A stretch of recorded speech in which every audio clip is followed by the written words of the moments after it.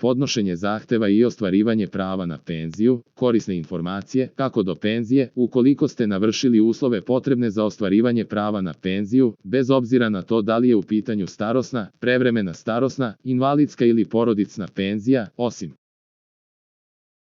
blagovremenog podnošenja zahteva, treba da vodite računa i o pojedinim drugim obavezama koje prate ostvarivanje prava. Naime, i naizgled sitan propust može da dovede do odlaganja početka korištenja penzije, pa čak i do nemogućnosti da se pravo ostvari u planiranom periodu. Prvi uslov, prestanak osiguranja pre svih, uz ispunjenje uslova u pogledu godina života i navršenog staža osiguranja, osnovni uslov za ostvarivanje prava na penziju je prestanak osiguranja. Upravo ovaj uslov u praksi najčešće predstavlja uzrok problema, iako na prvi pogled deluje kao očigledan i najjednostavniji. Naime, znatan je broj osiguranika koji po ostvarivanju prava na starosnu i prevremenu starosnu penziju planiraju da nastave sa radom, bilo da je u pitanju zaposlenje ili obavljanje samostalne delatnosti. Zakonski propisi su u tom pogledu nedvosmisleni i omogućavaju korisniku starosne penzije da i dalje radi, kao i da za novi period osiguranja ostvari staž po osnovu koga može da traži i odredivanje novog iznosa penzije. Međutim, zakonom je tako da uredeno da osiguranje mora da prestane, kako bi se utvrdilo pravo na penziju. To znači da osiguranik pre ostvarivanja prava mora da bude odjavljen, bilo po osnovu prestanka zaposlenja ili prestanka obavljanja samostalne delatnosti, a zatim može ponovo da se prijavi po istom ili nekom drugom osnovu. Kako bi se pravo na penziju utvrdilo, neophodno je da osiguranik bude van osiguranja najmanje jedan ceo dan.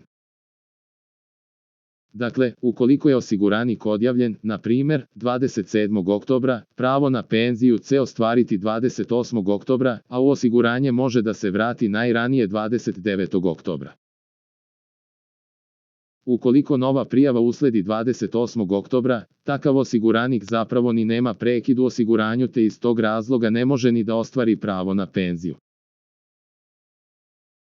Najčešće se za takve prijave sazna u toku postupka, pa osiguranik može blagovremeno da bude obavešten da ponovo prekine osiguranje, kako bi ostvario pravo.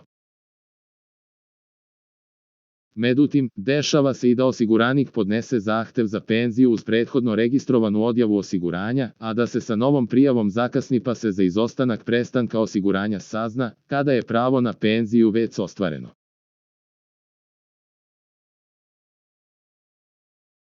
U takvim slučajevima jedina zakonska mogućnost je da se rešenje o pravu poništi u ponovljenom postupku i zahtev za penziju odbije, ili eventualno da se pravo na penziju prizna sa nekim kasnijim datumom po prestanku osiguranja, a što u svakom slučaju dovodi do obaveze vraćanja do tada primljenih penzija i nezadovoljstva korisnika.